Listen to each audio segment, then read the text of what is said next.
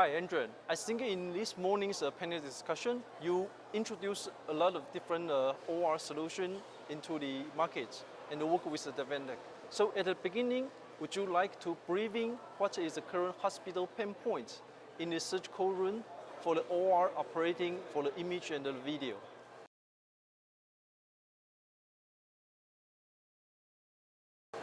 Yes, certainly, Frank. Thank you for that question. What we see at the moment is an increasing use of quite advanced technologies in the operating room.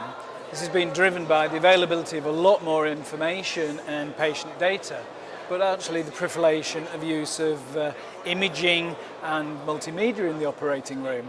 So we have more scans, more pictures, more information such as vital signs. The question is, how does the surgeon and the clinical team control that? And actually we're having to develop tools with appropriate human interfaces that are useful and easy to use for the surgeon, which actually command some very complex technologies in the background. And this is a great opportunity for us because this becomes a platform technology in the operating theatre which we can build future functionality and future services on. Okay, so right now in the most surgical room, we know a lot of different medical equipment able to grab the image, and from different image equipment status, what is your insight about the video and the image capturing into one system together?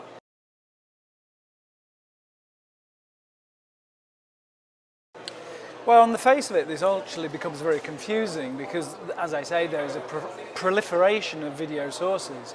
And actually, with the experience of working with clinical teams and the operating room and hospitals, there is actually more standardization than you believe. So typically we're bringing images that are pre-operative images in, such as MRI scans, there might be an ultrasound, there might be a CAT scan. At the end of the day, these are all just pictures. Yeah. So though they have these medical terms to them, they are just pictures. In the theatre, we're seeing a much greater use of minimal invasive surgery. So these cameras, which are inserted into the body cavity to guide the surgery, again are producing standardized video. So at the moment, the majority of this is high definition video, but rapidly we will move to 4K video because when the surgeon is working in a minimal invasive environment, he needs the best image that he can possibly get to guide him, because he obviously does not have his eyes inside the body. The camera are his eyes. So the technology in the operating room has to very quickly move towards zero latency, zero compression, 4K. And this is very challenging because the data coming from those types of video sources is enormous. We have to handle 10, 20 gigabits of data. And so it's important that we work together with our technologists to develop the networks to handle and route those videos to the screen that the surgeon needs, but actually still make sure that the surgeon can drive that through interfaces and tools that make sense to him. Okay, so from the insight, what you describe for the pain points and the situation of the OR room. So what is your idea and the propose to reduce the pain points and to get a good solution to the OR room application?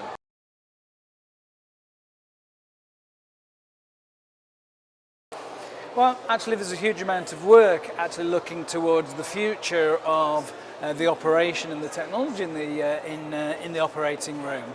And we can see 10 years forward being led by actually consumer electronics and the commercial electronics. What is it may be the possibilities of the smart operating room going forwards? But actually today, clinical teams are wanting to concentrate on the routing of images and data onto the screens where they want them, so they can arrange their clinical team around the table. So that is our first key landing point with the adoption of these advanced technologies.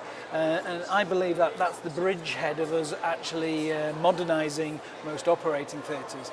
So I think rather than actually aim for very complex implementations of these technologies, we should start with these basics of video handling, video control, video routing, and that will be our platform. That will be the base that we can then actually build other services on. Typically, I see in the future we are going to be collecting more data from the patients. Yes. We will be collecting more patient data from the equipment and the building. So at the moment we only know maybe the patient's heart rate and his respiration. Yes. But surely we should also be knowing actually what was the status of the oxygen system in the operating theatre throughout the procedure. So we know if there has been a problem. We've got to capture that data from the room.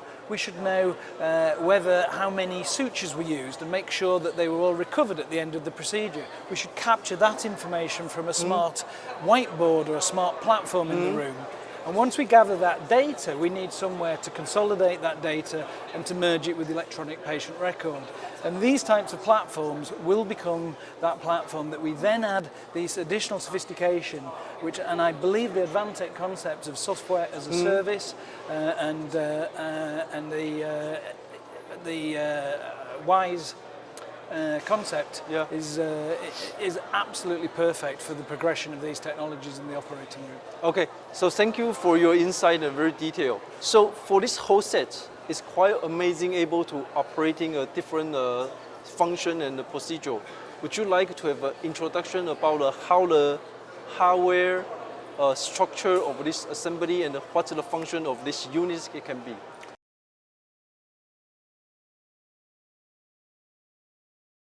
Yes, certainly. So the difficulty here, as I described, is we need to be able to manage 4K video sources, which represent very, very challenging data streams of 10 or 20 gigabits of data.